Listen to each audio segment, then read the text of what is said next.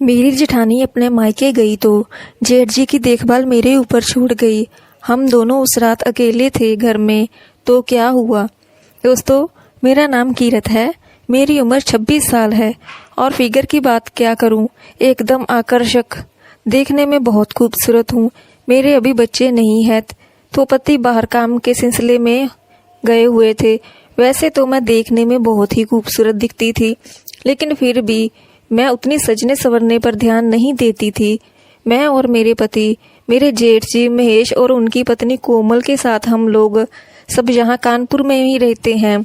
मेरे पति काम के सिलसिले में बहुत बार घर से बाहर ही रहते हैं, लेकिन फोन पर घंटों बात करते हैं।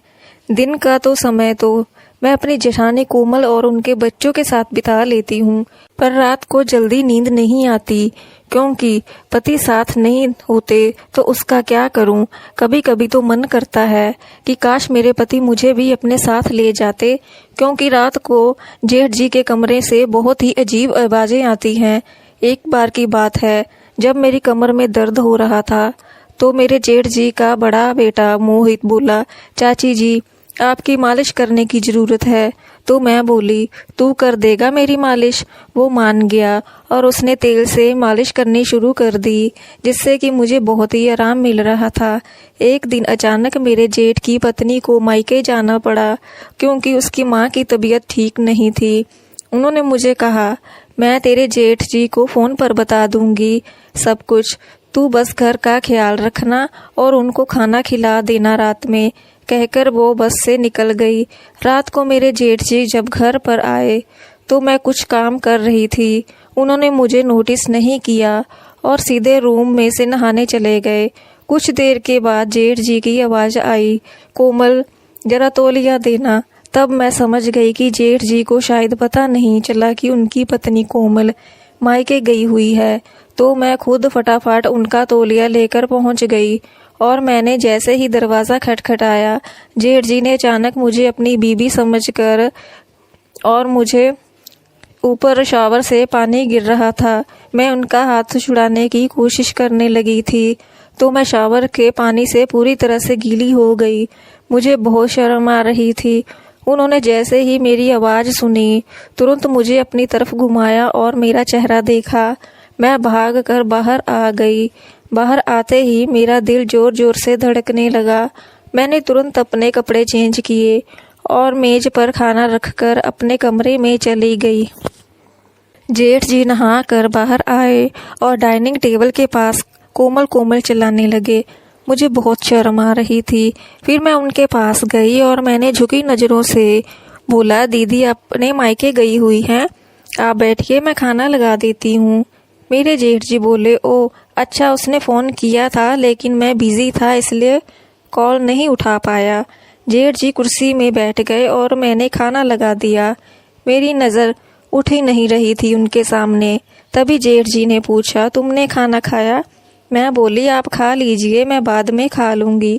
जेठ जी ने मेरा हाथ पकड़ा और बोले, सॉरी, मैंने तुम्हें कोमल समझ लिया था। मैंने कहा, कोई बात नहीं जेठ जी, मैं समझ चुकी हूँ कि वो सब गलती से हुआ था। तो वो बोले, अगर तुमने मुझे माफ़ कर दिया तो साथ में ही बैठकर खाना खाओ। मैंने कहा ठीक है। फिर हम दोनों ने साथ बैठकर खाना खाया और बहुत सारे इधर उधर की बातें भी करी। फिर मैं बर्तन को समेटने लगी और जेठ जी बोले, रहने दो, सुबह कर लेना ये सब, अभी जाके सो जाओ। मैं बोली, सुबह भी तो मुझे ही करना है तो मैं कभी अभी क्यों ना कर लूं। बोलकर मैंने काम करना शुरू कर दिया तो जेठ जी बोले, मेरे साथ बर्तन करने लगे। मैं बोली, आप रहने दो, मैं कर लूंगी। कैसे रहने दूं, तुम इतना काम करती हो, मैं तुम्हारी हेल्प भी ना करूं। वो बोले। फिर वे मेरे साथ बर्तन उठाकर किचन में ले गए। तो मैं बोली, आप यहाँ रख दो।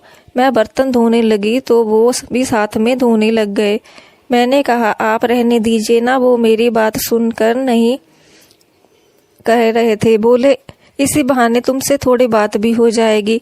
फिर सारा काम खत्म करके हम लोगों ने कुछ देर बातें करी और फिर मैं बोली, चलो अब सोने चलते हैं, रात बहुत ज़्यादा हो गई है।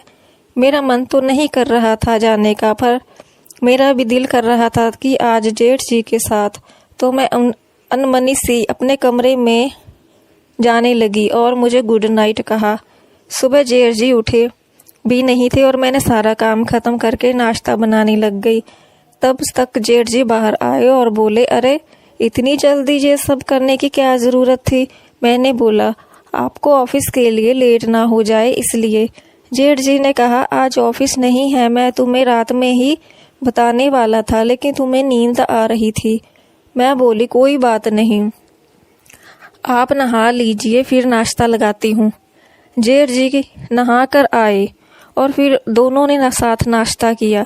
फिर जेठ जी ने कहा, तुम बहुत दिन से बाहर नहीं गई हो और भाई भी नहीं है जो तुम्हें कहीं घुमाने ले जाएगा। हम कहीं घूमने चले, अगर तुम्हारे साथ बाहर घूमने से कोई दिक्कत ना हो तो। मैंने कहा, अच्छा जेठ जी, मुझे तो कोई दिक्कत नहीं है, पर अगर दीदी को पता चला तो। मैंने मुस्कुरा कर कह दिया। जेठ जी बोले, तुम क्यों टेंशन लेती हो, क्या मेरा इतना भी हक नहीं है तुम पे?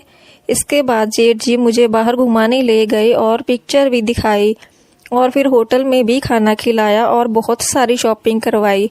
शाम हो गई। जेठ जी ने रात के खाने के लिए इधर से ही बहुत कुछ ले लिया। फिर रात को हम दोनों ने एक साथ खाना खाया और मैं काफ़ी घुल मिल गई थी जेठ जी से। मैंने लास्ट में बोला, आपने अपने छोटे भाई की कमी आज पूरी कर दी, आप बहुत अच्छे हैं। वो बोले, वो कमी कैसे पूरी कर सकता हूँ, वो मेरे बस में नहीं है। मैं शर्मा गई और बोली, आप भी ना। जेठ जी ने थोड़ी देर बाद बोला, चलो रात हो गई है बहुत।